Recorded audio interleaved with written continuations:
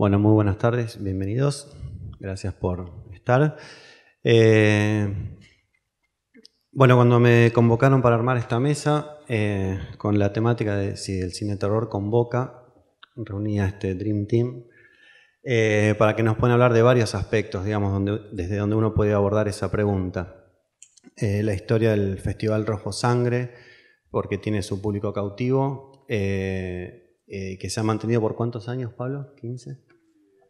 Ahora vamos. 20, ya 20. Karina Rodríguez, que es especialista además en análisis de taquilla, que nos puede hablar de los rendimientos en cantidad de espectadores de las películas de terror nacionales e internacionales. Javi Fernández Cuarto, que es director de Blood Window, que es el mercado de cine latinoamericano, que nos puede hablar también de los rendimientos de película en cuanto a ventas y sus desempeños en mercados, digamos, teniendo en cuenta que si existen mercados para el cine de género, evidentemente es porque hay un interés. Y después, bueno, 3 realizadores, guionistas, para hablar de cómo encaramos los proyectos, las expectativas que tenemos y si los pensamos en función de lo que tiene que suceder después. Tanto en espectadores como en ventas. Así que bueno, primero quiero hablar con Pablo, haciendo un poco la historia de lo que fue la evolución del cine de género para después empezar a hablar puntualmente de la actualidad y qué es lo que está pasando ahora. Buenos días o tardes, no sé cómo se saluda hasta ahora. El Festival Buenos Aires Rojo Sangre, ahora en noviembre vamos a hacer la edición número 20.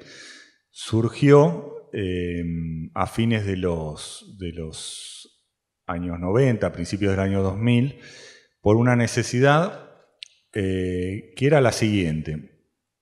En esos años había una incipiente cantidad de personas que se dedicaban a hacer cine de género, ya sea cortometrajes y largometrajes, sea algunos hechos en video, que era una tecnología reciente, por lo menos de reciente aparición, y hablo del video, el VHS o el Super VHS, que eran formatos caseros o semicaseros, o incluso filmadas algunas películas en 16 milímetros, que es un formato fílmico relativamente barato en comparación a 35 milímetros.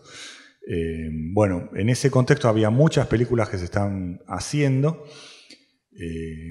Como realizadores podemos nombrar de esa época, no sé, estaba Daniel de la Vega, Gonzalo Calzada, estaban los chicos de Farsa Producciones, estaba Ernesto Aguilar, Alexis Puig y algún otro que seguramente me acordaré más tarde, que ya venían a mediados de los años 90, a fines de los años 90, con alguna buena cantidad de producción en sus espaldas, pero que no tenían un lugar donde mostrar esas películas. Cuando hablamos de lugares, en cuanto a festivales, en esa época había 2 grandes festivales, el de Mar del Plata y el Bafisi, que recién empezaba. Creo que el Bafisi empezó en el 98, si no me equivoco, o en el 99, no me acuerdo.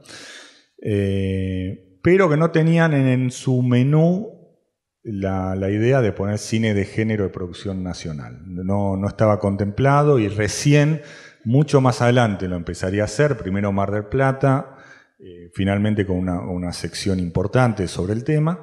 Y el Bafisi, a veces sí, a veces no, hasta ahora, digamos. La idea fue esa. Bueno, hagamos un espacio donde mostrar este tipo de películas, potenciarlas unas con otras, que un público de una se cruce con el público de otra, y finalmente empezar a lo que creo que un festival de cine es su principal objetivo, es crear público. Crear público es decir, que haya un público que espere cierto tipo de producción, que espere cierto tipo de películas y que haya un encuentro anual donde ese tipo de producciones encuentre su espacio. A lo largo del tiempo, este grupo inicial de realizadores fue creciendo. no tanto en edad, que también lo hicieron por supuesto, sino en cantidad de películas, en experiencias.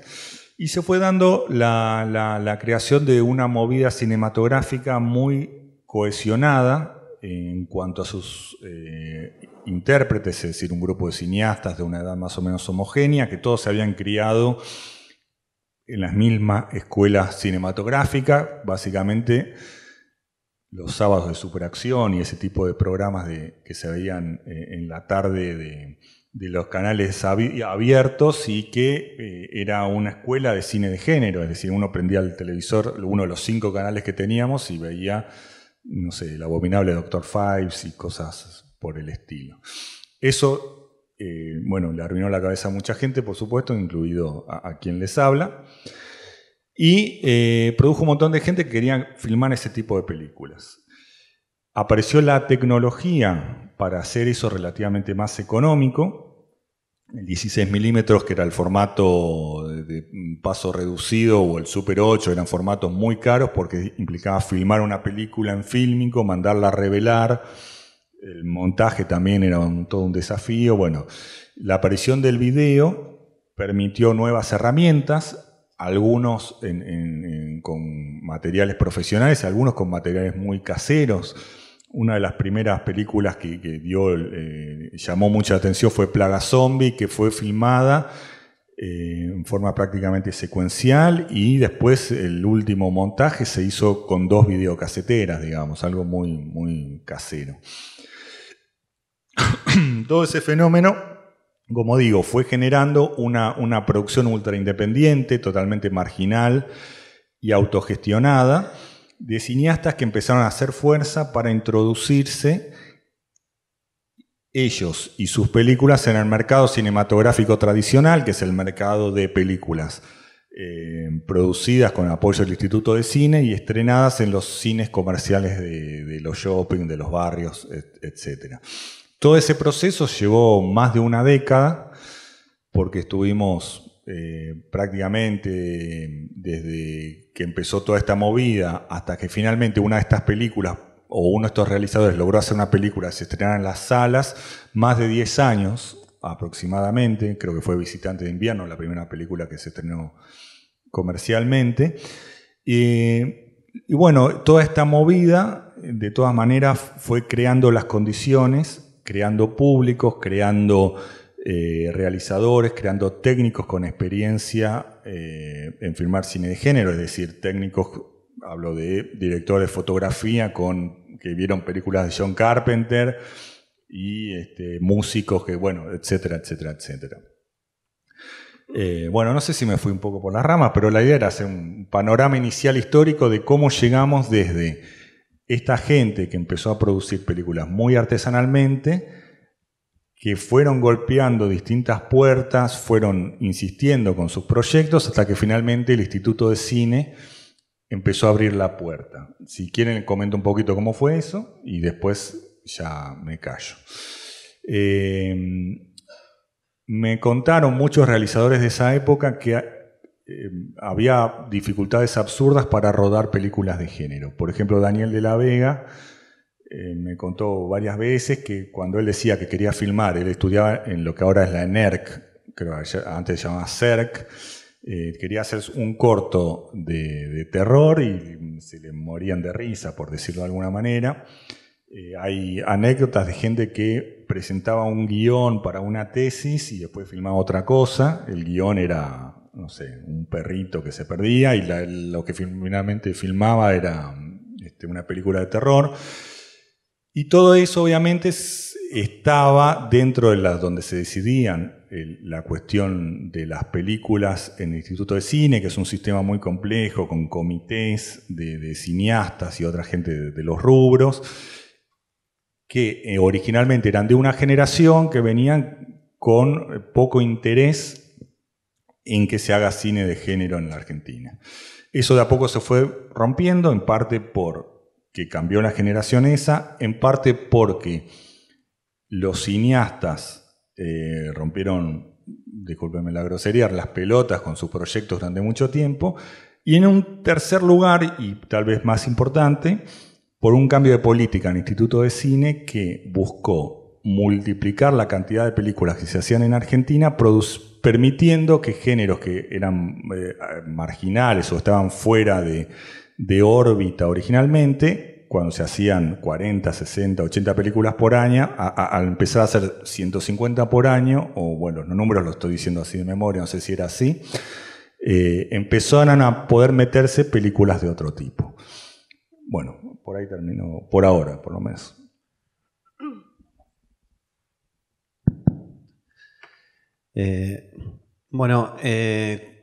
Con la exhibición, digamos, prácticamente copada por películas de Estados Unidos principalmente, la creación de audiencia es importantísima para un género y además para las películas nacionales. Te quería preguntar, Pablo, el público que tiene cautivo, el núcleo duro del VARS, digamos, ¿cuántos espectadores hay en cada edición? Sí, es un número relativamente variable,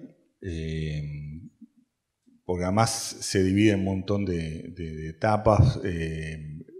Concretamente, durante la semana del festival, en los últimos años, de venta de entradas reales, el número no me acuerdo exacto, pero eran 6.000, 7.000, 8.000, más o menos iba por ahí. El año pasado fue un poco menos porque nos sucedieron un par de cosas horribles. Pasaron cosas. Una es que nos clausuraron una sala por el G20 y otra es que justo se les ocurrió jugar un superclásico en pleno festival, pero bueno, no importa. Pero más allá del número de venta de entradas, hay otras actividades, hay que contar las acreditados, los invitados, que es un número muy variable que nosotros estimamos que el festival mueve finalmente durante cada año 10, 11 o 12.000 personas. Ese sería un poco el cálculo que hacemos, más allá de la venta de entradas, que es solamente una parte.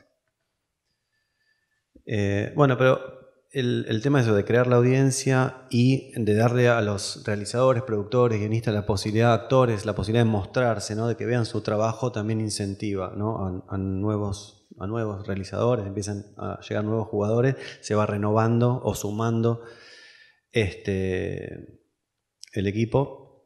Y bueno, los estrenos ya argentinos de terror o de género, que en el 2007 había sido uno, que era Visitante de Invierno, 2008 el estreno. ¿Cuántos ahora? ¿Cuáles son los números más o menos en los últimos años? Hola a todos. Y digamos que desde 2008, que fue el primer estreno, hasta el momento ya pasan los 25 estrenos comerciales, ¿sí? A mí siempre me gusta, cuando hablo, empezar un pequeño experimento y preguntar ¿cuántos de ustedes vio una película de terror argentina?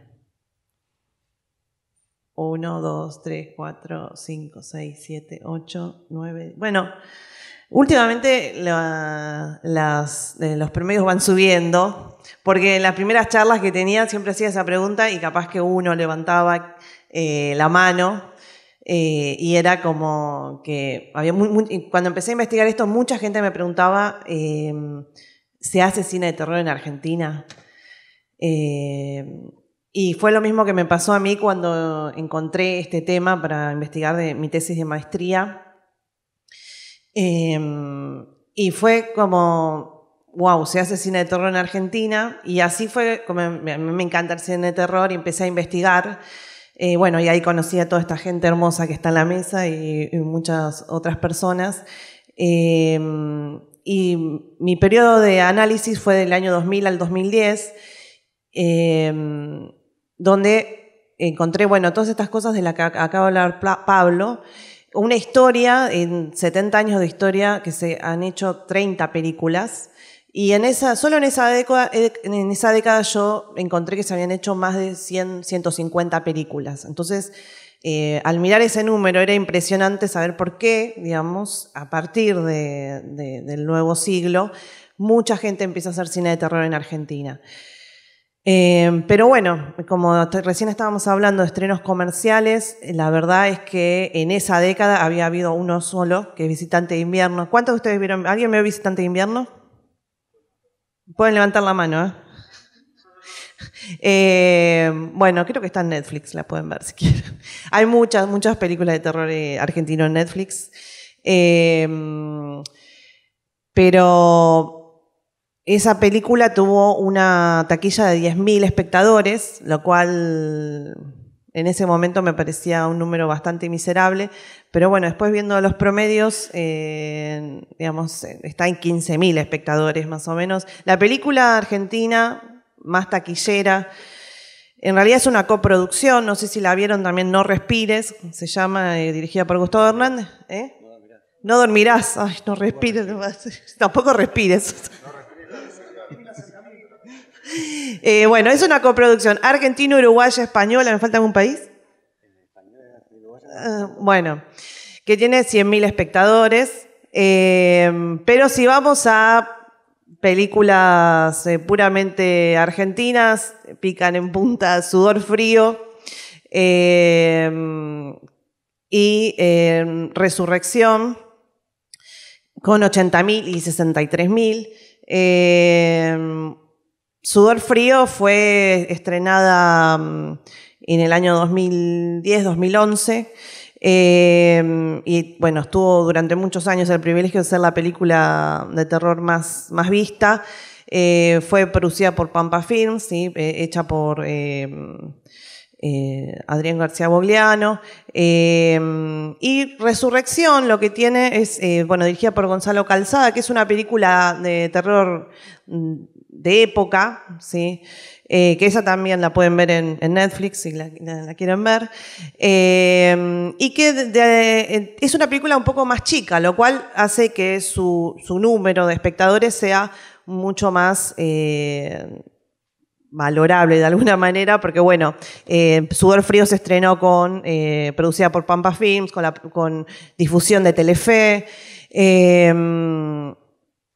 En el transcurso de todos estos años se han estrenado muchas películas de manera comercial, pero es un número ínfimo con respecto a todo lo que se ha producido de manera independiente. Y en eso, bueno, es algo de lo que estaba hablando recién Pablo, que el Buenos Aires Rojo Sangre ha tenido el enorme espacio de darle pantalla a cientos de producciones que no tenían dónde estrenarse. Ustedes piensen que cuando empezó toda esta movida no estaba Netflix, no había manera de que se estrenaban. Algunas se hacían en DVD y se vendían en Parque Rivadavia. Había unas pequeñas productoras de DVD como Biofilms o Sarna Distribution, es decir, se hacía todo de manera muy artesanal, y muchos directores empezaban a filmar para poder llegar y tener un estreno en sala de cines, lo cual era algo impresionante y algo increíble, es decir, poder llegar a esa pantalla. Por eso el valor del Buenos Aires Rojo Sangre ha sido enorme, para poder darle cohesión también a todo este movimiento de cine de terror, de ciencia ficción. Después, bueno, Javier va a hablar de manera más detallada de lo que es la proyección internacional, así que se lo dejo a él. Pero bueno, iba a agregar algo más y no me acuerdo. Bueno. Teniendo en mente la pregunta de si el cine de terror convoca, los números que hablaba Karina recién de películas, las 5 más taquilleras incluyen Aterrados, ¿no? Y la del señor, Hipersomnia, que probablemente es el top 5. Pero de esas 5, 4 están hechas en los últimos 5 años, de las más taquilleras, lo cual habla también, ¿no?, como de un progreso en la cantidad de espectadores respecto de hace una década. Sí, hay creo que más allá de los bemoles, el Inca ha tenido un papel clave en la producción en comercial y en la proyección internacional. Que de hecho es, en este momento, bueno, el libro El cine de terror en Argentina es mi tesis de maestría. En este momento estoy terminando mi tesis de doctorado, que lo que hace es mostrar en realidad todo lo que pasó después de la década del 2010, en donde realmente el Instituto de Cine ha tenido un papel activo en incentivar las producciones de cine de terror, es decir, pasando de toda esa indiferencia o verlo desde arriba y decir, bueno, bueno, no vamos a producir películas de cine de terror. Ahora, digamos, el papel es muy activo, se financian películas, se estrenan en el exterior. De hecho, hay muchas de estas películas que han tenido también estreno en países latinoamericanos. Aterrados, de hecho, está teniendo Aterrados, ¿vieron Aterrados? ¿Les gustó? Levanten la mano quien le gustó. Vieron, que mucho me vieron, porque ahora vemos todo el desarrollo de Visitantes de Inviernos, Aterrados. Claro, está en Netflix también Aterrados. Entonces, creo que, como decía Santiago, eso habla de cómo se ha crecido en producción, en números y también en calidad, ¿no? Sí, si lo comparamos con otro género, el terror con el policial, por ejemplo, que también está incluido dentro de lo que es el cine de género, ya hay unas diferencias abismales en cuanto a rendimiento en taquilla. O sea, si la película de terror más taquillera convocó 100.000 espectadores, los cinco policiales más vistos superan ampliamente el millón o pasan la barrera del millón. Ahí hay una explicación en cuanto a cuál es el espectador de cine en general en la Argentina, en cuanto a edad. No sé si me puedes hablar un poco de eso. Sí, hay, digamos, los espectadores de cine promedio son mujeres o de más de 35 años, también, digamos, al contrario a lo que se pensaría, que las franjas etarias son las menores. En general, las personas que van al cine tienen más de 35 o 40 años, lo cual habla de que en realidad el terror tiene que encontrar otras ventanas de exhibición. Es decir, en general, todos los directores buscan, por supuesto, tener un estreno en salas, pero hoy en día el terror, de hecho, es uno de los géneros a nivel mundial que tiene más demanda, pero en ventanas alternativas, ¿sí? Como por ejemplo el VOD, como Netflix, bueno, lo que era antes la venta de DVD. De hecho, acá tuvimos una hermosa época de producción en inglés para el mercado de DVD de Estados Unidos o del exterior. Pero bueno, no funcionó. Creo que un director nada más le fue bien. Entonces, en realidad el terror encuentra lugar en ventanas alternativas de comercialización. Sí, el cine de terror ya a nivel internacional hablando entró hace muy poquitos años en el ranking de las películas más vistas. En el top 10, bueno, generalmente están los de animación para niños, superhéroes y tal, y recién con una de la saga el del Conjuro. No sé si fue el Conjuro, si fue la primera, pero fue la primera que entró en el top 10, digamos. Es decir, que no es un género que se vea masivamente tampoco, pero bueno, y teniendo en cuenta que creo yo que el público de terror es más bien juvenil, adolescente, más los raros como nosotros o algunos de ustedes, pero generalmente son chicos jóvenes. Si no son el espectador que va a pagar una entrada de cine, es muy difícil que una película de terror estrenada comercialmente sea un suceso de taquilla. Sí, perdón. En realidad en Argentina las únicas películas que pudieron superar el millón de espectadores de terror, no Argentina por supuesto, son de la saga El Conjuro, Annabelle, y en realidad la más taquillera es It, también porque se daba la característica de que el director es argentino, ¿no? Andy Muschietti. Y porque también apela a un público mayor, ¿no? Es decir, es un grupo de chicos.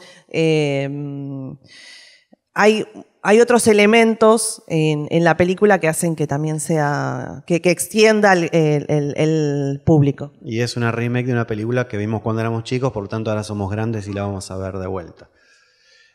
Bueno, habíamos mencionado el rol activo del Inca, y bueno, pero más que del Inca en general, hablar particularmente de Blood Window, que es el mercado de cine de género latinoamericano. Bueno, y acá está la cabeza ahí arriba del Blood Window, así que quería que me cuentes un poco cómo fue ese desarrollo que arrancó 2013. Bueno, en principio agradecerte, Santi, por esta invitación y por compartir este panel con estos maestros acá. Y agradecerles a ustedes por estar acá a las 12 del mediodía, que la verdad que es bastante complicado eso. Sí, bueno, escuchaba atentamente lo que decía Pablo, lo que decía Caro acá, de la generación de audiencias y sobre todo de los espectadores. Siempre fue una preocupación, sobre todo por el instituto, el hecho de tratar de generar audiencias. Yo hace 11 años que estoy trabajando en el instituto, trabajé también en el Festival de Mar del Plata y siempre para el Inca fue como un desafío con respecto al género fantástico. Vamos a hablar de género fantástico, no solo de género. El género es una clasificación, ¿no? Digamos, es una categoría que podemos encontrar en el videoclub. Drama, terror, bueno, misterio, qué sé yo, es una categoría. Puntualmente en el género fantástico no existía ninguna acción que se podía llegar a sumar quizás a la financiación y a la subvención de este tipo de cine. Como decía Pablo, era un cine siempre discriminado, siempre fue discriminado y puesto visto como nicho, sigue siendo igual de alguna manera, porque es un cine de nicho. Y no está mal que sea así, después podemos sondear un poco en eso. Y sucedía que de pronto sí había mucha preocupación por la generación de audiencias y se estaba perdiendo algo que creemos que era importante, que tenía que ver con la capacitación y la generación de talento. Y si bien talento hay, de pronto empezó a surgir talento a partir del final de los 90, con la aparición de las universidades, de las escuelas de cine, las cámaras digitales. Faltaba algo que posicione, que de alguna manera haga alguna acción para posicionar ese talento de manera internacional, si se puede decir. A partir del año 2013, y con el surgimiento de Ventana Sur, en el año 2000, Ventana Sur es un mercado de cine latinoamericano, es el mercado de cine más grande que hay en Latinoamérica. Se hace acá en Buenos Aires, tenemos la suerte de que se sigue haciendo acá. Este mercado se hace con el Marché du Film de Cannes, que es el mercado más grande que hay en el mundo de cine, donde confluyen toda la industria, la parte de atrás, no tanto quizás el talento, sino todo esto de los trabajadores de la venta de películas, de la distribución, la exhibición, hasta los agentes de venta. En esta asociación empieza a surgir esto de empezar a traer agentes de venta a la Argentina, empezar a mostrar el cine argentino, pero si íbamos solo con el cine argentino parecía que era poco. Entonces decidimos traer un plato de cine latinoamericano para que los agentes encuentren un punto en toda la lógica de su agenda anual donde venir a concentrarse solo a ver cine latinoamericano. Empezamos a trabajar en este proceso y así todos los años tenemos alrededor de 350, 400 películas latinoamericanas en un solo lugar durante 4 días para que agentes de venta de todo el mundo vengan y se encuentren con nuestro cine. Digo nuestro cine en general porque es una forma, a partir de acá empieza como esta estrategia de una manera de ir con todo un bloque, ¿no? A tratar de llegar a la industria y hacer un poco más atractivo. En el 2013, vimos que quizás había un acercamiento de muchos dentro de todo ese paraguas de películas latinoamericanas, ¿no? de cine de autor, que también es un género. Se acercaba mucho cine que quizás era cercano al fantástico o tenía algunos lugares que se podían reconocer como dentro del género. Se nos ocurrió la idea de empezar a juntar, todos estos contenidos y de generar un sello, una marca dentro de Ventana Sur que pudiera promocionar esto, de alguna manera darle un espacio, darle un lugar. Ya no para la generación de audiencias, sino directamente para el mercado, para que estas películas empiecen a venderse, porque lo difícil era, más allá de generar audiencias, era también que estas películas después en taquilla quizás no recaudan tanto y afuera tampoco son tan conocidas, no hay nada que los vincule para que puedan llegar a promocionarse o a verse, de alguna manera tener cierta visibilidad en los mercados internacionales. Competir con otros mercados también es muy difícil, salir afuera, competir con películas de Estados Unidos, de China, de India, de Europa, Digo, con nuestro cine siempre es muy complicado, pero ir en bloque quizás, digamos, esto hacía, nuestra idea, nuestra proyección sigue siendo la misma, que lo hace un poco más atractivo. Entonces, Blood Window empieza a aparecer así. Fue como un encuentro de productores que interesados en empezar a... productores, realizadores, aficionados, que se estaban acercando al cine fantástico, y esto era es una ventana armada directamente para mostrarle a agentes de venta, a la industria dura, que se hace cine de género fantástico en Latinoamérica, y sobre todo en Argentina. Y que Argentina es pionera, digo, junto con México, que son los dos países que más producen género y que más escuela tienen de realizadores de género. Y cuando hablo de escuela, hablo de talento, y ahí es donde nos queremos puntualizar y darle como este marco a Blood Window. Blood Window en sí se fue acercando con el tiempo a puntualizar en el talento, en llevar talento y en proyectarlo hacia los mercados.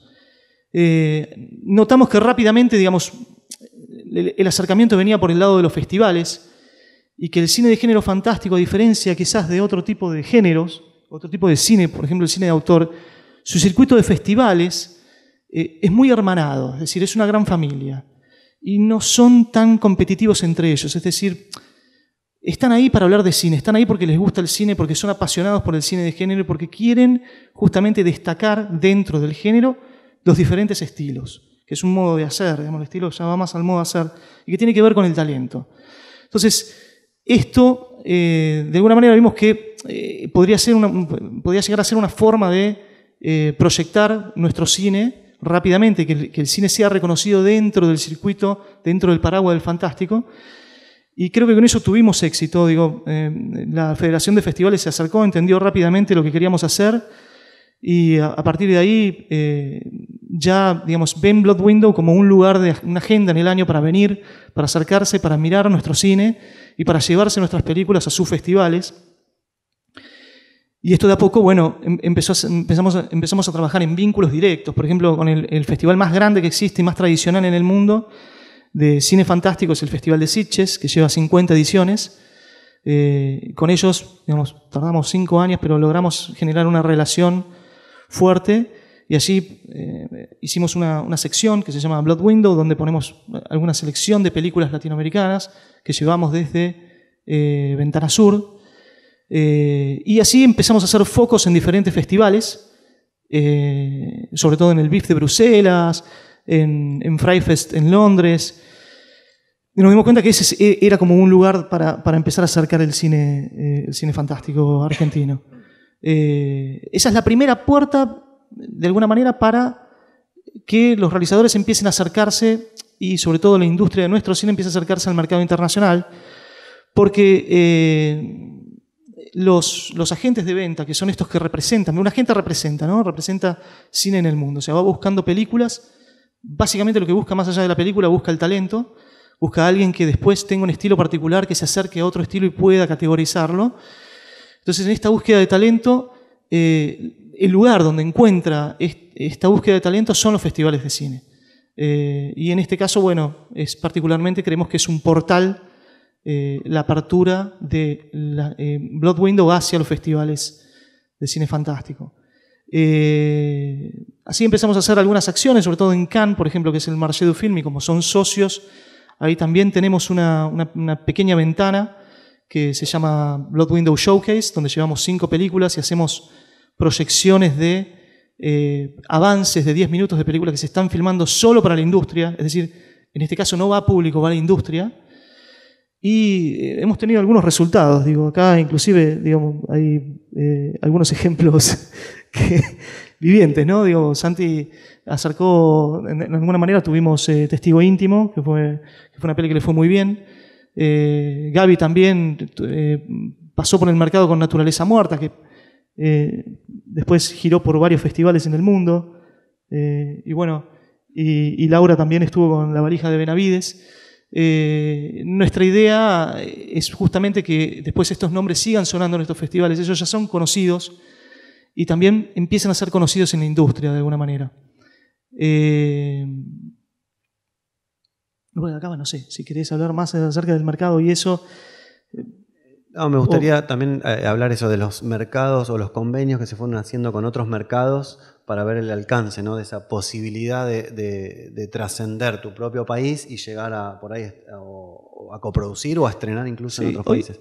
Claro, hoy es muy difícil, el theatrical, lo que se dice, el estreno en sala.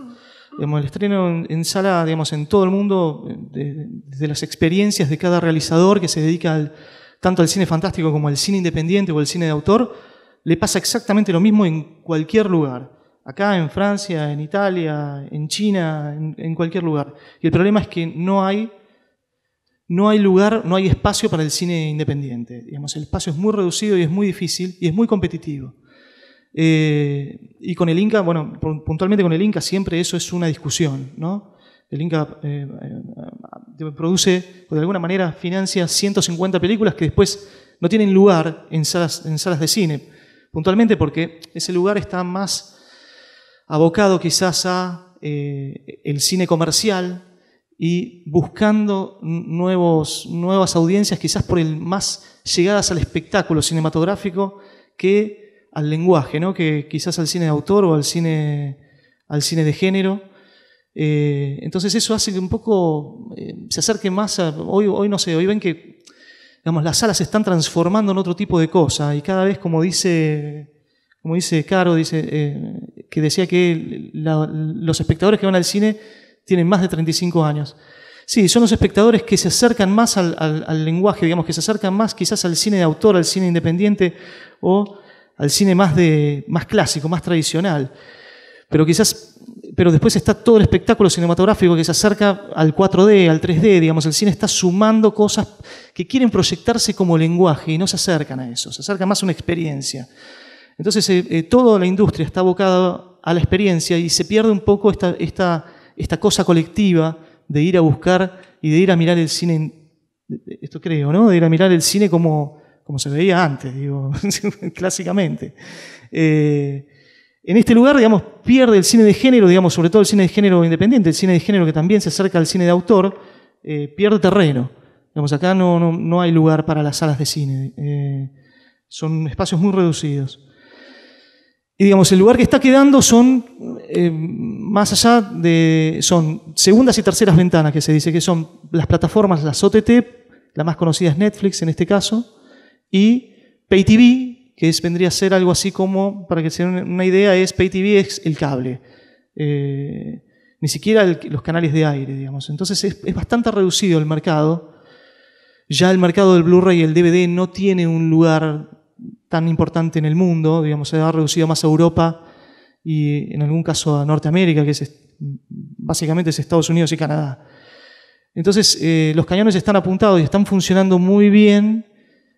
Nuestro cine está funcionando muy bien en plataformas, sobre todo en plataformas especializadas, ¿no? Hay plataformas que están naciendo y están tomando nuestro cine, como Shudder, que es una plataforma de cine de terror que hoy está en Canadá, en Estados Unidos y en algunos lugares de Europa, pero apunta a abrir acá en Latinoamérica. Hay un festival de cine que lanzó un canal de televisión que solamente de cine de terror y fantástico, que es Mórbido, se llama Mórbido TV. Pánico también, o sea, hay un acercamiento a través del mercado para que encontremos ahí el cine que hacemos nosotros, ¿no? El cine latinoamericano.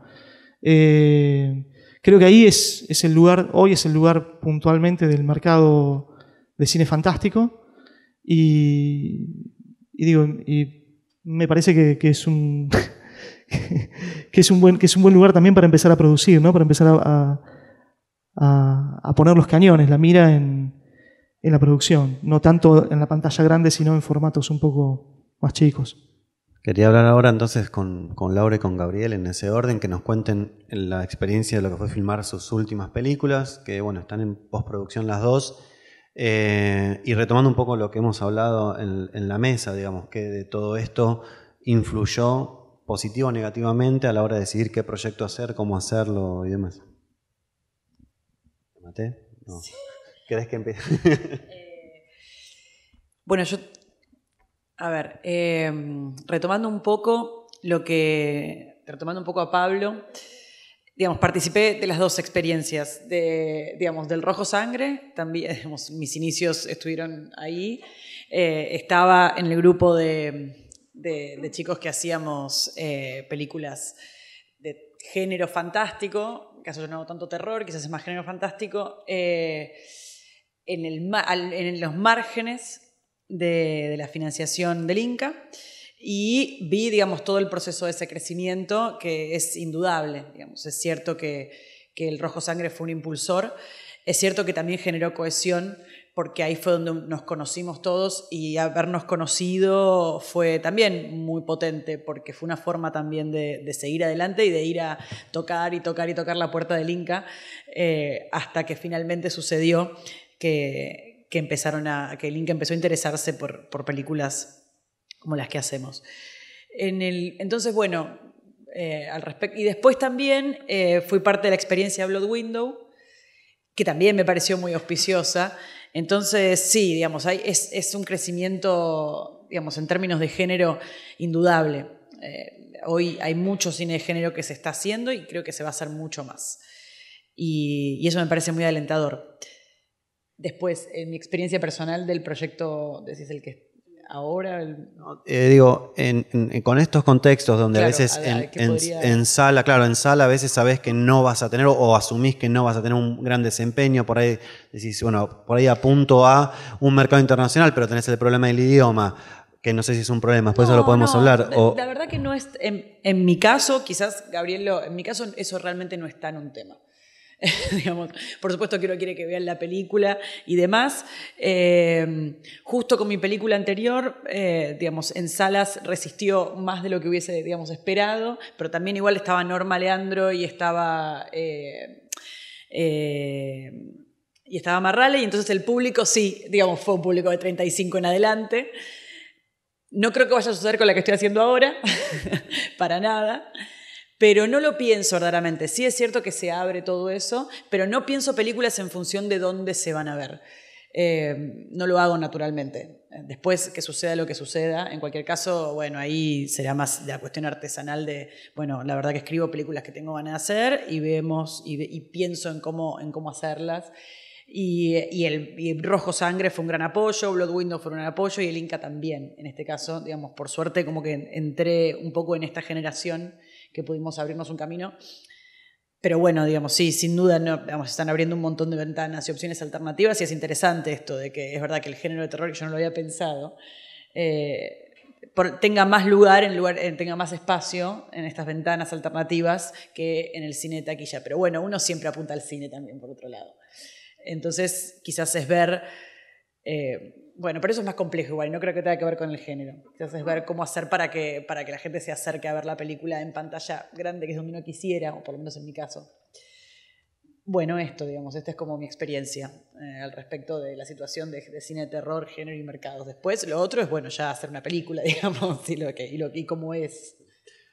No, bueno, está bien, está muy ligado a lo que veníamos hablando, porque algo de lo que había mencionado Javier es la búsqueda internacional que hay de talentos, digamos, querer replicar desde la industria argentina películas como se hace en otros países no tiene ningún sentido, porque eso ya lo hacen otros países. Entonces, ser genuino con los proyectos que uno elige y hacerlos de manera personal, sin tratar de imitar o jugársela por la idea que uno cree que se tiene que hacer, me parece que es totalmente valiosa, y además puede llegar a hacer esa diferencia. Yo me acuerdo que hace algunos años en unas charlas de Blood Window hablaban de lo que era la originalidad y cómo alcanzar la originalidad. Creo que te acuerdas, Javi. Y en un momento también hablaban de los zombies, y fue unánime porque todos los directores de festival que están hablando dijeron: no hagan más películas de zombies, está todo hecho las películas de zombies. Y después sale Tren a Busan y es un boom de taquilla, funciona en todos lados, se estrenó comercialmente en Argentina, es una película coreana, también está en Netflix, bueno, igual van a estar todas, creo. La discusión nunca es por el género.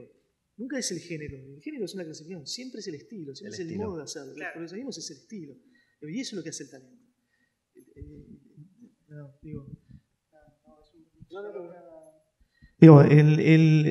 El talento es un formador de estilo.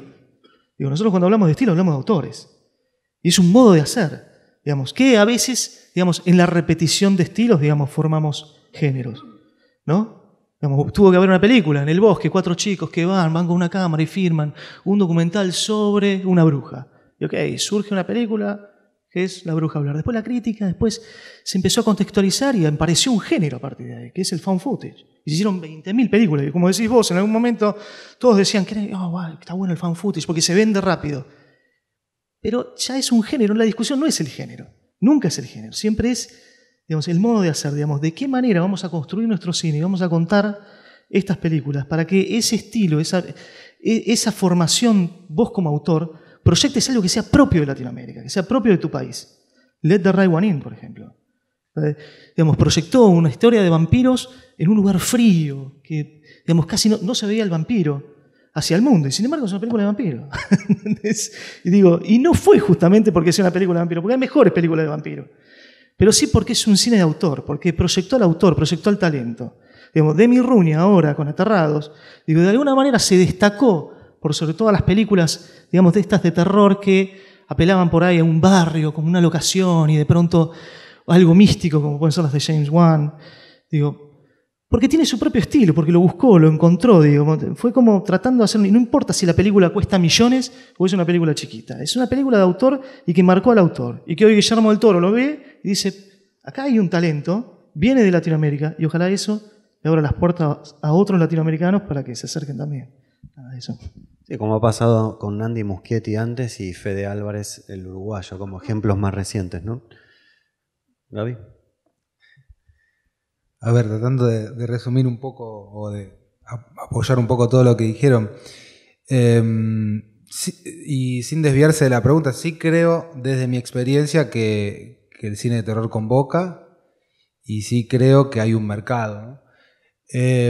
Y que nosotros estamos quizás en segundo grado de la escuelita y estamos aprendiendo y creciendo y nos queda todavía mucho por recorrer porque obviamente la cinematografía de género en el país, hablábamos que la película Visitante se estrenó en el 2008, comercial, después de mucho tiempo de casi no ver, obviamente contra, pienso Nosferatu y tantos años de género en otros países, tenemos una cinematografía muy joven, a la cual todavía hay mucho camino que recorrer. En particular, yo creo que, y por qué digo que en mi experiencia encontré como que había un mercado y un interés a nivel mundial y sobre todo que había muchas miradas hacia Argentina y un poco esto que dijo Javi del autor. Hacer una película es muy difícil, tiene un montón de recursos y que se complican. Entonces, en algún punto, me parece que cuando uno como director quiere hacer un proyecto o contar una historia, tiene que hacerlo por algo que lo mueva, que lo fascine, quiere contar algo y quiere transmitir algo. A mí, a mí lo que me pasó es que empecé a hacer cine, vengo de otras ramas de lo audiovisual y empecé a hacer cine cuando había algo que me interesaba y yo no me considero específicamente del palo del terror. Sí me gusta ver películas de terror, pero me considero más quizás del cine fantástico. O sea, nunca en mi mente, cuando empecé, quizás hoy sí, porque conozco más el mercado, hubiera pensado en hacer una película de fantasmas en una casa o el estilo El Conjuro, o no estaba. Pero cuando empecé y hice la primera película, incluso un productor me dijo, sí, yo tenía algo siniestro ya en mis cortometrajes y en mi estética, y un productor me dijo, ¿por qué no la haces de terror? Incluso mi segunda película, que para mí no era de terror, la vendieron como si fuera absolutamente terror. Esto es porque saben que el terror tiene un concepto muy fuerte de marketing y vende y tiene su nicho que funciona muy bien afuera y que cada vez se está apuntando a hacer que funcione también acá. En mis 3 experiencias yo tuve una película, digamos, autofinanciada, una película con aportes privados y una película, si se quiere, con aportes estatales o financiación de Inca. O sea, pasé por las 3 experiencias. Y los problemas y las virtudes casi siempre fueron al final del recorrido parecidas. O sea, siempre uno se encuentra con muchas virtudes y complejidades que en cada caso serán distintas, en algún caso tiene un estilo de producción, tiene cosas a favor y en contra, y en otras varían esas cosas. Pero sí lo que vi es que quizás por empezar queriendo contar las historias que yo quería y transmitir lo que yo sentía o lo que me movía para hacer un proyecto,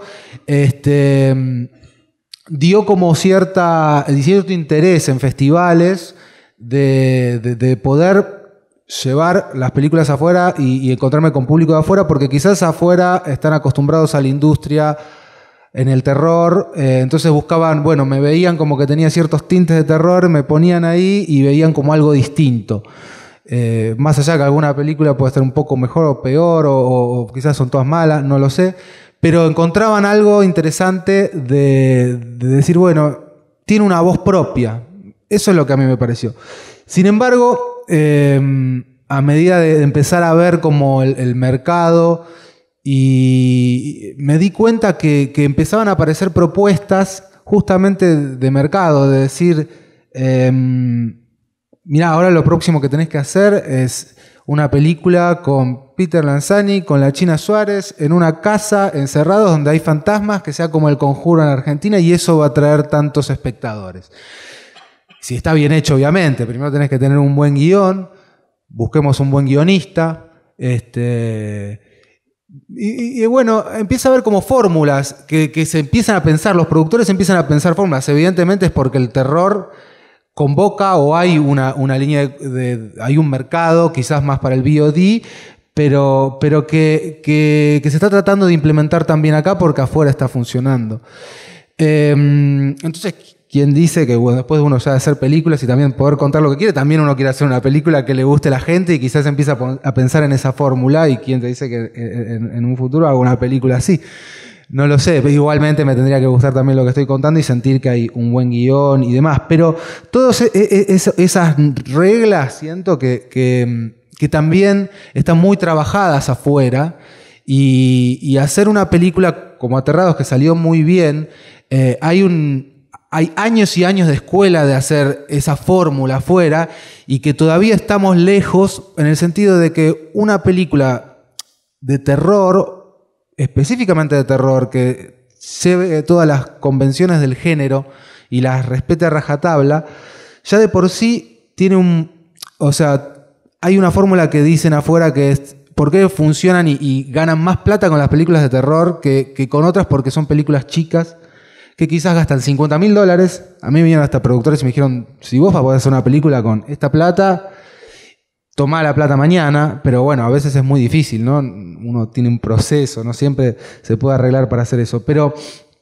es como que gastan un presupuesto muy pequeño y apuntan después a recaudar más de que lo hicieron en la película. Lo que pasa es que en Estados Unidos ese presupuesto, igual muy pequeño, igual es muy grande comparando a nosotros. Entonces una película pequeña, ¿qué puede ser? No sé, $8 millones, no sé cuánto estará, no respires o alguna, que entonces pueden hacerlo con una escuela y una factoría que igual sigue siendo muy alejada a los recursos que tenemos acá.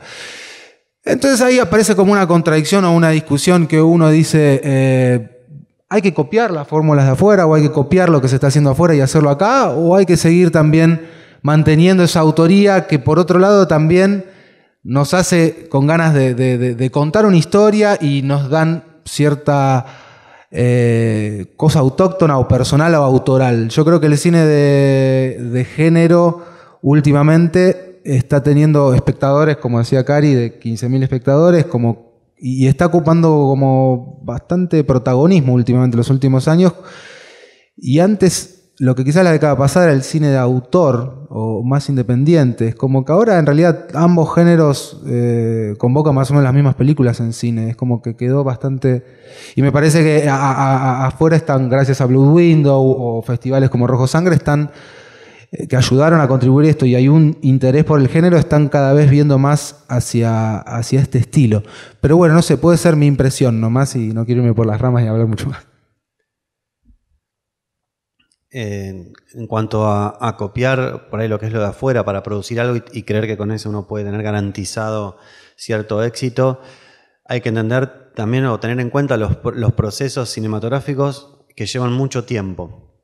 Quizás desde el momento que viene alguien y te dice, escribí una película, mira, ahora están de moda las películas de fantasmas, escribí una película de fantasmas hasta que se estrene, pueden pasar 5 o 6 años. Quizás. Entonces ya llegaste 6 años tarde a la moda del momento. Quizás llegás a que se pone en moda de vuelta, incluso si te atrasas mucho. O sea,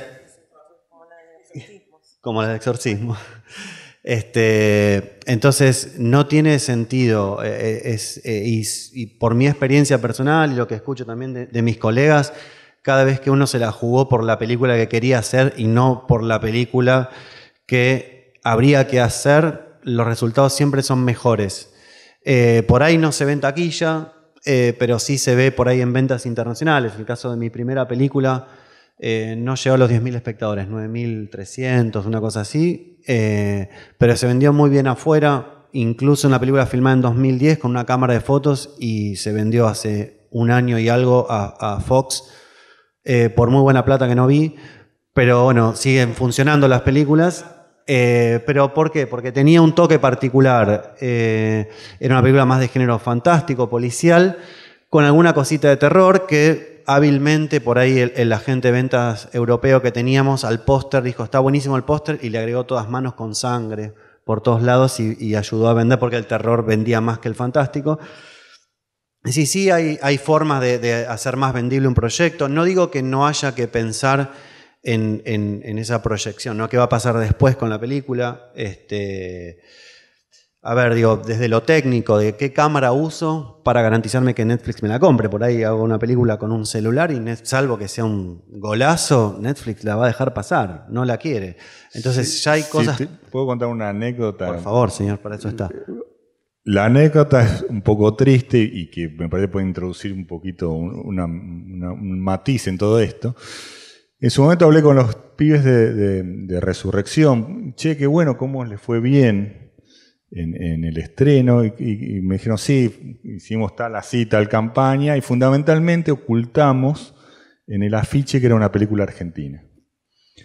Esto es en base a lo que decía del productor muy hábil para hacer tu afiche. Y que también introduce un tema que me parece que es fundamental. Y está bueno por ahí charlarlo con la mesa. Hay una contradicción que todavía no estamos logrando resolver, que es que el público tradicional del cine de terror desprecia o aborrece en general el cine argentino, y el público medianamente fiel al cine argentino en general aborrece el cine de terror. Es una doble contradicción que estamos necesitando romper urgentemente para que el público que mira cine argentino pueda mirar terror y el que mira terror diga, bueno, es argentina y quiero verla. Bueno, es un debate que es muy complejo y que forma parte de la discusión de todos los que han estrenado películas y bueno, tal vez ellos quieran, ustedes, vos, Santiago, aportar algún dato al respecto. Y para mí un dato... Hola.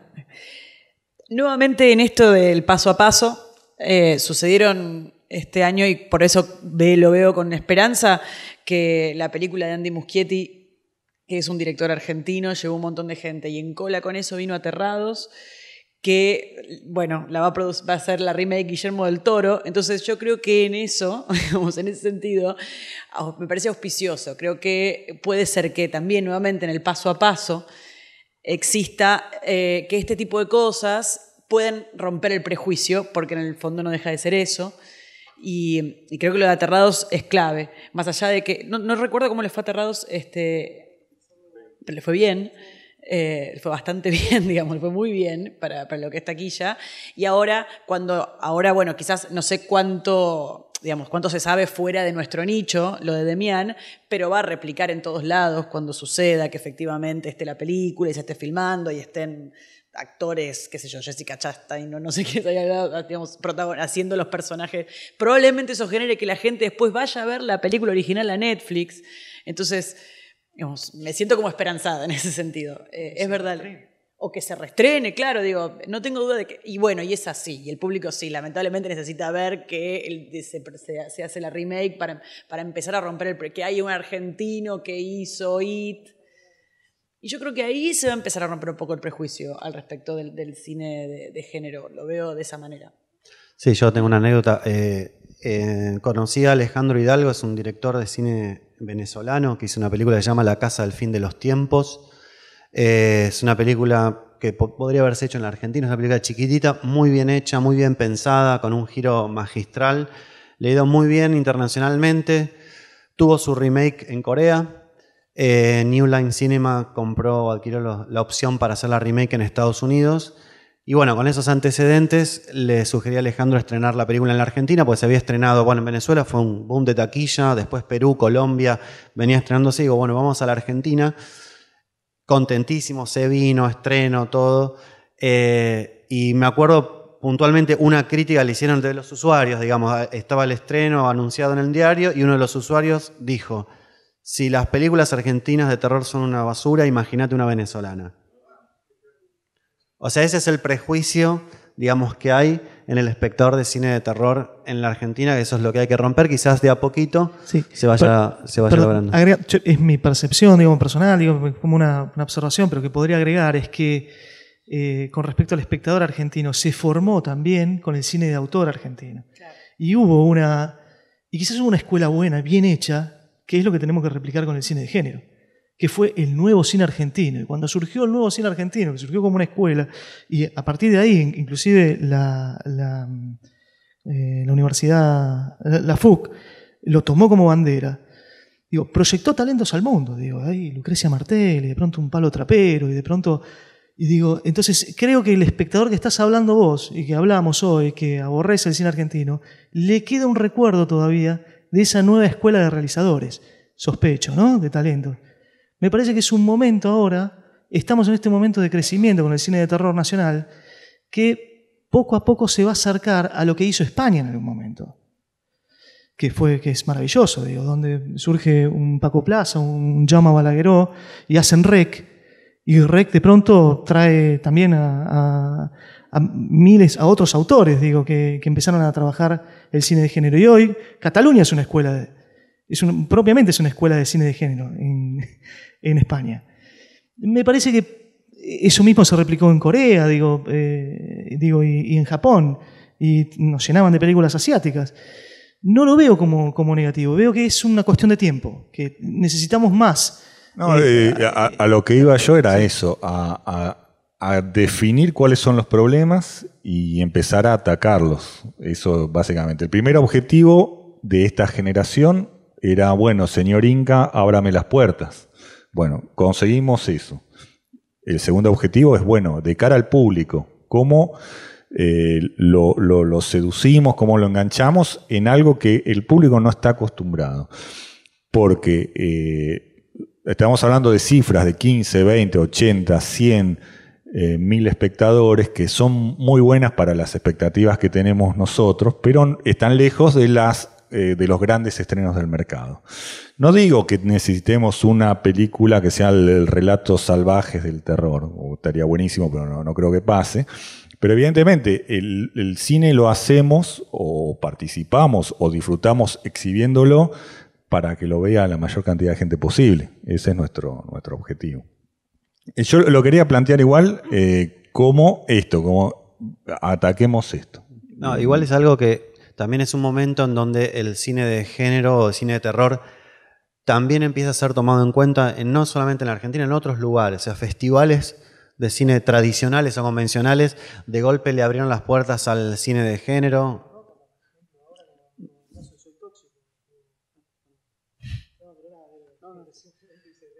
Digo, festivales que eran más de cine de autor, ahora se están abriendo al cine de género. Rotterdam hace poco seleccionó Soy Tóxico, que es la última película de Daniel de la Vega y Pablo Parés. Era una película que era, no sé, hace unos años para mí era imposible llegar con una película así a un festival que tiene más una visión de proyectar como el nuevo cine de vanguardia. Ni la mandaba, Javier. No era, mandabas, claro, no había lugar, no había ni siquiera pensarlo. Berlín hoy tiene como también el AFM, el mercado, tanto el mercado como el festival, tiene un acercamiento al cine de género, sobre todo más al cine elevado, ¿no? El género elevado, esto de buscar como piezas que se acerquen al terror. Pero bueno, es un avance, digo. Y al contrario, los festivales de género se acercan más al cine de autor. Digo, hoy las películas que ganan en festivales, por ejemplo, como Sitges, gana Climax, la película de Gaspar Noé. Que no digo, vos decís que es muy paradójico, ¿no? Y bueno, y eso es interesante, digo, también. Digo, por ahí dice una ola que nos arrastra hasta ahí, digo, de alguna manera. Sí, están dadas las condiciones. No, quería agregar esto que estaban hablando de que todo este movimiento de producción de cine de terror, tal como también mencionaba Javier, está en ascenso en toda América Latina, ¿no? Y hay, por ejemplo, el cine en Perú se produce una cantidad de cine de terror impresionante y se consume en el mercado interno, incluso tiene circulación en países como Bolivia, Colombia, y hay en Chile también. Hay como una maduración a nivel regional. Por supuesto que los 3 países que producen más cine en la región son México, Argentina y Brasil. Y en ese sentido, Argentina tiene esta situación particular de un apoyo importante del Estado, lo cual hace que, en base a lo que vos planteabas, haya una esperanza de maduración a futuro, ¿no? Como por ejemplo pasó con el caso de Australia, ¿no? Es decir, que en los 80, 90 tuvo un impulso directamente por financiación estatal, ¿no? Y que donde hicieron películas, bueno, como Mad Max, por ejemplo. Pero creo que se están dando las condiciones para que eso suceda. Sí, quizás, iba a decir secreto, pero no es secreto, es una obviedad, pero hay que decirlo. Es la continuidad de las políticas de apoyo. Es decir, digamos, que haya continuidad para que los festivales se sigan haciendo, que haya ese apoyo, no se le retire, que haya continuidad en lo que son los desarrollos de proyectos, que siga habiendo fondos públicos para poder producir cuando los fondos se necesitan y demás. Entonces, porque si uno crea una política, unas condiciones y lo corta por 1, 2, 3, 4, 5 años, toda esa preparación que hizo no sirve para nada. Entonces, mientras haya continuidad, todos estos buenos augurios creo que se van a poder lograr. Tenemos y queremos abrir a preguntas. Así, ya estaban levantando la mano. ¿Hay alguien con micrófono?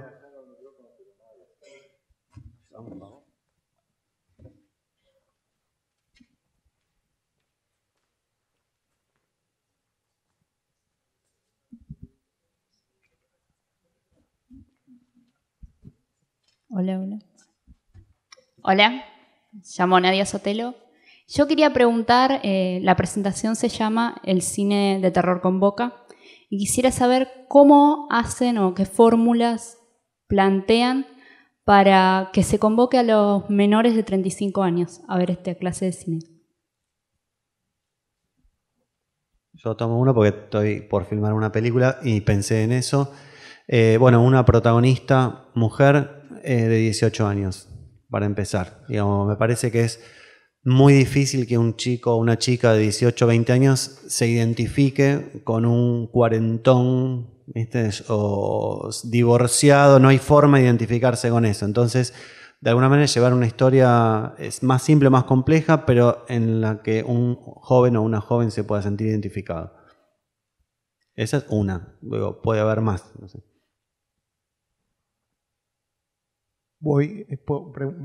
Bueno, me contenta mucho que hayas hablado de La Casa del Fin de los Tiempos. Yo, venezolano, que estoy por el evento, esa película, nosotros tenemos una producción de cine en este momento cero, con financiación del Estado de cero. Esa película se presentó en el 2013, más de 33 países, 4,5 millones recaudó, 700,000 espectadores. Y es la película más vista. Y se hizo con un presupuesto realmente mínimo. Eso demuestra cuando las cosas se hacen bien hechas, o cuando el texto es bueno, pero quiero decir algo que fue muy importante. A quien se convocó, que es Rudy Rodríguez, que es quizás una de las actrices más importantes de Venezuela, con mucha fama en el Perú, en Colombia, protagonista de novelas.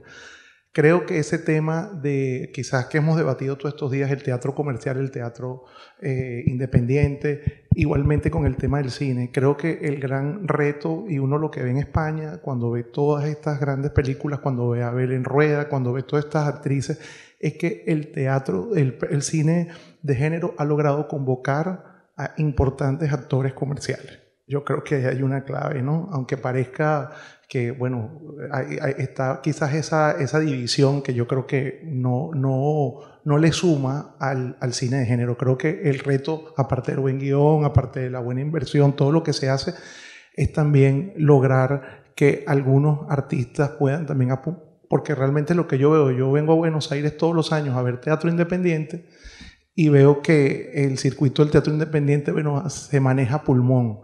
Y veo que mucha de la oferta que hay en esta calle, que es en Corriente, viene dada un poco por lo que los medios audiovisuales van imponiendo.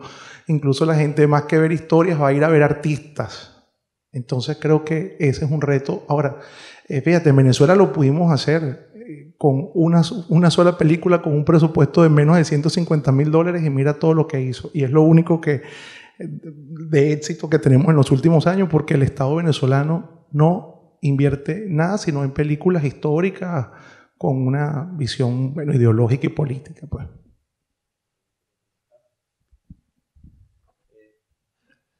Bueno, nada, una cuestión cortita, digamos. Hay también un debate sobre qué actores convocan y quiénes no. Eso por ahí los cineastas pueden aportar más, pero todas las películas que se fueron haciendo con producción Inca fueron con actores relativamente conocidos. Ninguno tenía a Darín, que es obviamente aparentemente dicen el único que tiene la vaca atada. Pero no sé. Se puede discutir por eso.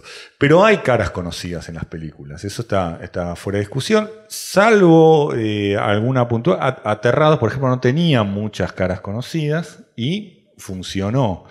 En Resurrección, que le fue muy bien, estaba Contreras, creo que nada más, como un tipo de la televisión. Y ha habido otras con caras más populares, yo qué sé.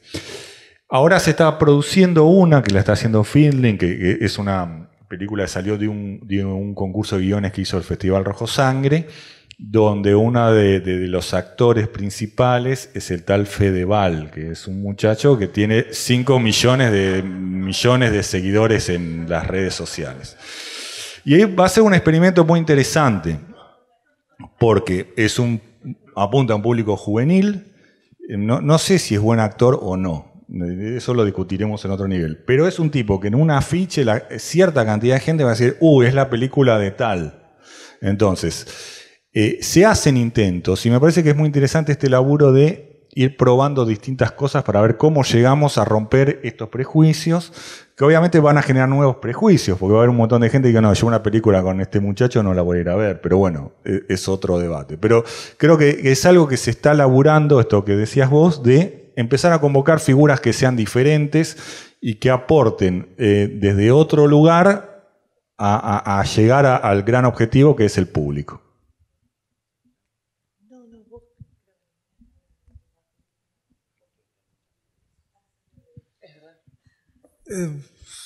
Sobre figuras, yo creo que no es imprescindible. O sea, cada figura va a tener su público y puede ser que sume. Bueno,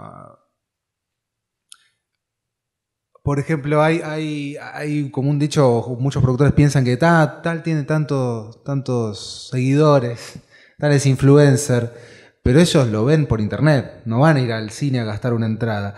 En el exterior la gente no conoce a los seguidores, a los influencers de tal país. Y generalmente todas las películas de terror específicamente no tienen personalidades. No, al contrario, en los festivales tampoco importa. Importará si uno quiere, obviamente, si uno hace, una vez Darín dijo, yo quiero hacer una de zombies, y uno le llega un buen guión y le llega a Darín, y después pone un hijo que sea quizás alguien que esté popular entre los más jóvenes, bueno, ahí acapara como todo, seguramente que puede tener ya un marketing importante y puede ser. Pero no quiere decir nada, porque hay muchas películas de género, incluso de otros géneros, que no han pasado mucho, ¿no?, por tener grandes figuras. En particular, puedo pensar en una película que tenía desde un actor, un amigo que quiero mucho, que es Peter Lanzani, hasta Gerard Depardieu y hasta la China Suárez y todos los condimentos de grandes figuras. Y por ser una película de un género primero difícil, de acción, que no se hace en Argentina, eso ya juega en contra. Después, más allá de cómo estaba la película, ¿no? Pero la verdad que con toda la campaña publicitaria que le pusieron a esa película, yo me acuerdo que yo estrené el mismo año y de hecho Telefe, yo quería sacar un videoclip con Peter Lanzani cantando y que porque él tenía una banda de amigos y quiso cantar la canción y no me lo dejaron, porque al mes siguiente se estrenaba Solo se vive una vez, que era la apuesta fuerte y tenían una banca muy impresionante de publicitaria y una apuesta. Y si bien la película tuvo sus méritos y en mercados de afuera y todo, no era lo que esperaban para el desempeño comercial aquí en el país, donde se supone que esas estrellas, ya no me acuerdo la cantidad de estrellas que había, pero y la cantidad de inversión publicitaria y de ir pueblo por pueblo, ciudad por ciudad, promocionando la película, ¿no? Dedicándole mucha pauta publicitaria, de sacar un tema de Kiss cantado por Peter para también la gente joven. Entonces garantiza realmente eso. Me parece que al fin y al cabo, si uno apunta a convocar, lo que importa es tener una película que quiera convocar y que quiera apuntar a lo popular, y por otro lado, la película en sí, como una canción. Aún cuando es un éxito, cuando la canción puede estar buenísima, puede decir un montón de cosas, la película lo mismo, pero para que llegue al corazón de la gente implica que la película sea buena o tenga algo que conecte con el público, implica mucho en el contenido. Retomando un poco lo que hablamos de La Casa del Fin de los Tiempos, también es cierto que, digamos, en la época del estreno de La Casa, la política cinematográfica era también de sostener los estrenos durante por lo menos 2 semanas. Eso acá no sucede. Acá es una semana, ni siquiera llegas a cumplir la semana que ya sabes si seguís o no seguís. Esa decisión que existe, que no sé si hay otro país que lo aplique, pero venezolana, es decir, por lo menos 2 semanas hace que una película pueda afianzarse, que pueda llegar, que pueda trascender y que el boca a boca del que tanto se habla pueda funcionar. Porque hoy en la Argentina el boca a boca no funciona. Porque te dicen, anda a ver tal película, voy la otra semana y ya no está. Entonces, siempre los estrenos y los éxitos de las películas son en el marco de un contexto. A veces te puede tocar estrenar durante el Mundial. Ha pasado.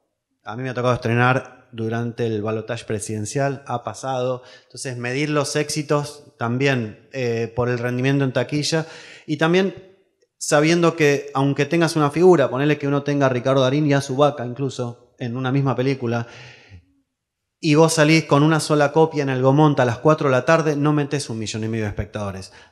Tener a Darín, aunque venga gratis, para que sea un éxito, implica también que vos tengas que gastar una fortuna que a lo mejor no tenés en publicidad para poder y tener una distribución gigante que a lo mejor tampoco tenés, porque aunque tengas la posibilidad de pagar 200 copias, si se estrena Rápido y Furioso 24, no vas a tener sala para ponerla.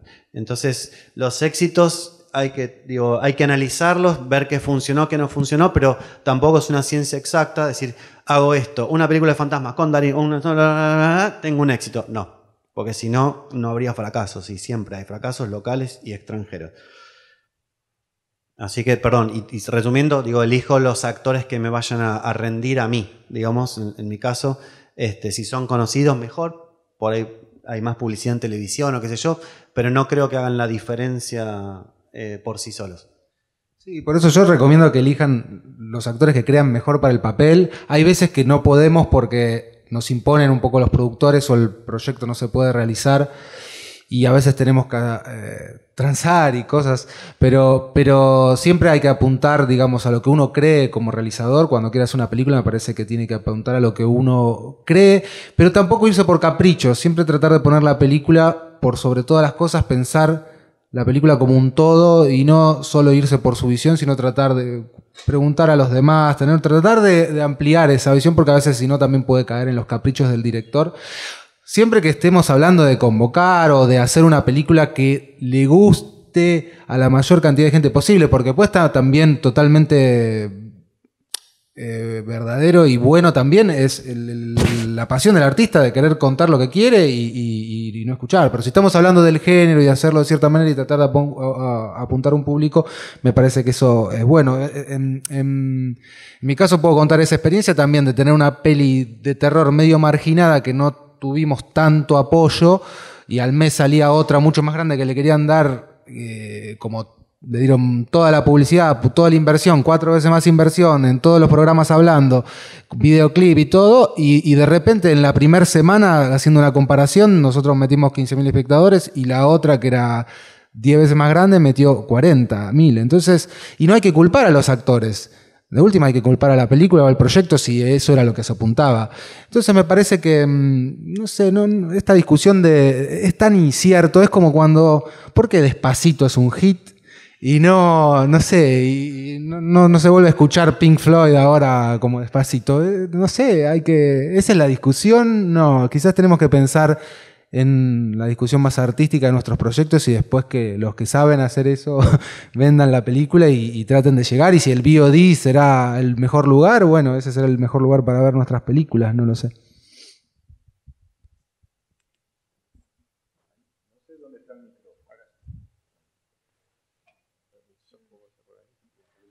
No te preocupes.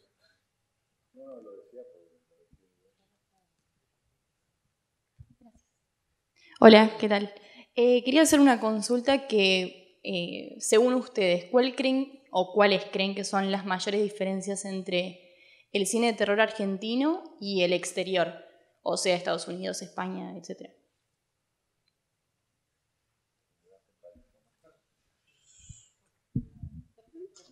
El dinero. Vamos a ver. Era la respuesta obvia, todos la esperaban. No, cuando hablamos de una película hecha incluso con producción Inca, no me acuerdo cuál es la vía más barata, pero serán $220.000.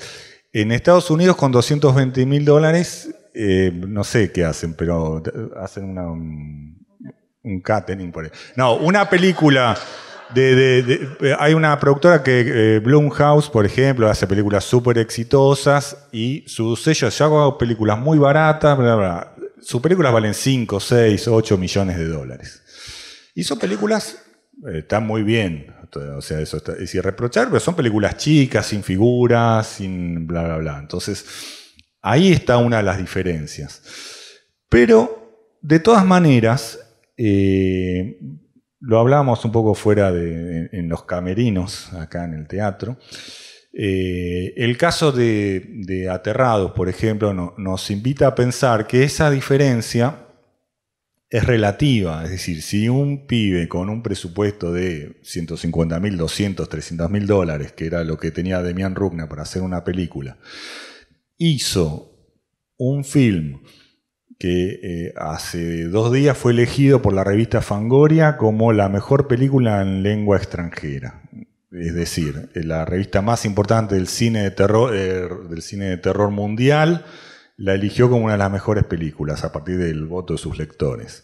Sí, un tipo como Guillermo del Toro dijo, che, qué bueno, lo voy a hacer, voy a producir una remake. Entonces, ¿qué quiere decir? Que el dinero, que es una carga, es un problema para filmar, finalmente lo que hace es saca las herramientas, te saca tiempo de rodaje, te limita en un montón de cosas, pero te da un desafío a romper en cuanto a la forma de producción, a decir, bueno, no me alcanza la plata para filmar en un castillo gótico, voy a filmar en Aedo, que por ahí es lo que quiso Demián, digamos.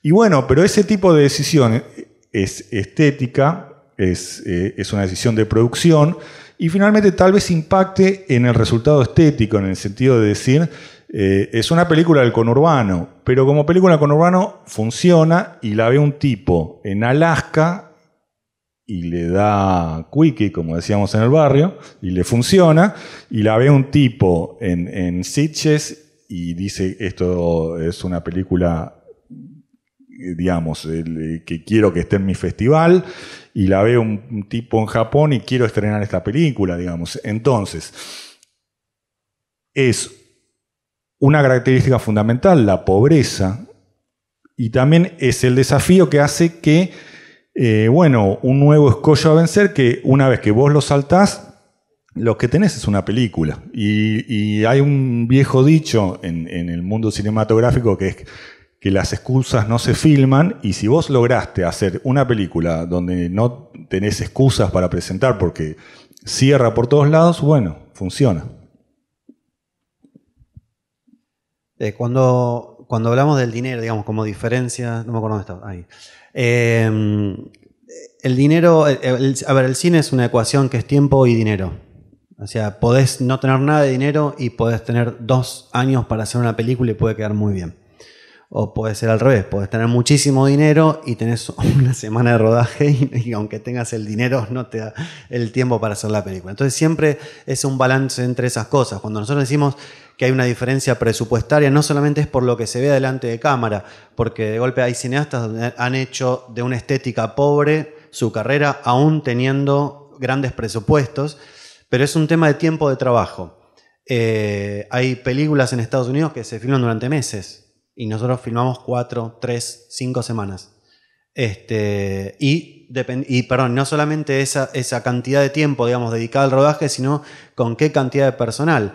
Porque si vos me das 4 o 5 semanas, pero 150 personas para trabajar, es una cosa. Pero si tenés 3, 4, 5 semanas y además sos 15 porque no podés pagar más gente, también se hace una diferencia. Entonces siempre es esa ecuación que hay que contemplar.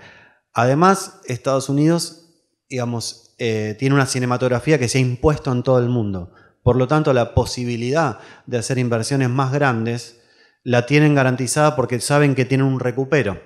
¿Sí? Hay películas norteamericanas que dentro de su frontera no ganan lo que han gastado, pero saben que lo van a ganar fuera de sus fronteras. Nosotros eso tampoco lo tenemos. Entonces, bueno, esas son las diferencias. Pueden hacer más y pueden invertir más y gastar más o arriesgar más, arriesgar entre comillas, porque saben que hay un mundo entero que va a querer adquirir o ver esas películas. Por lo menos tienen la posibilidad de que eso suceda, pero después no sucede. Nosotros eso no tenemos. Tenemos ventas muy menores a mercados muy chicos o a plataformas o vías de exhibición muy chicas, pero como mencionaba Javier antes, nosotros no podemos estrenar en Estados Unidos. No le podés hacer devolverle el golpe, digamos. Entonces, eso hace que, aunque quieras y aunque tengas la plata, también es un riesgo enorme hacer una película en Argentina de $8 millones. No, perdón, con plata se puede estrenar en Estados Unidos. El problema es el capital, no hay plata para estrenar. Después, a nivel mercado, sí es importante el valor de producción. Es decir, un agente de venta se fija en el valor de producción de una película. Cuánto costó la película y si tiene cast internacional. Y si esa película ya eso marca un poco a qué mercado puede llegar a apuntar esa película. Por eso destaco de nuevo el rol de los festivales. Porque para películas chiquitas, que de pronto tienen un valor de producción más estético, desde ese lugar, destacan estas películas en el mercado, hace que los agentes de venta las vayan a buscar, porque de otra manera, si yo me acerco, si todos los argentinos, de pronto, o todos los independientes, o todos los cineastas se acercan a los agentes de venta con la película, es muy probable que esas películas queden alejadas, porque ganan el mercado aquellas películas que tienen valor de producción.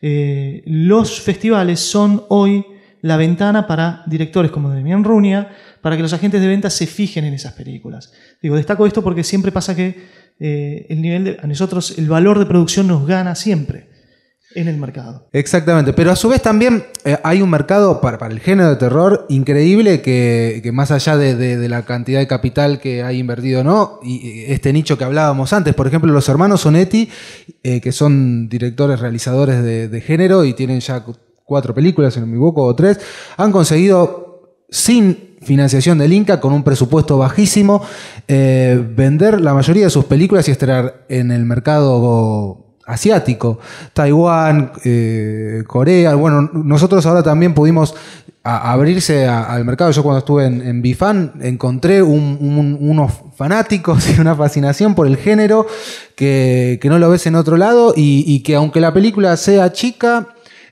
tiene su mercado asegurado, que en otros lados no la vendés. Nosotros vendimos muy bien Naturaleza después de 5 años a varios mercados asiáticos. Entonces, creo que hay un lugar donde apuntar, hay un nicho, hay diferentes mercados y está bueno saberlo, porque uno quizás puede pensar directamente en eso y decir, bueno, voy a hacer una peli con este presupuesto chico, pero apuntando hacia ese mercado, y probablemente si encuentra los caminos para llegar, lo pueda vender. Obviamente no se esperen vender las películas por miles de dólares, pero quizás va haciendo un trabajo de heladero, vendiendo un poquito acá, un helado acá, y después termina casi como vendiéndole a Netflix después de hacer un trabajo exhaustivo. Entonces hay muchas maneras. Hoy por hoy el mercado me parece que está muy abierto, sobre todo en el género, para encontrar muchas maneras de poder llegar al público, y no solo en cines. Me parece que el cine ya es obsoleto y no sé si habría que pensar en eso.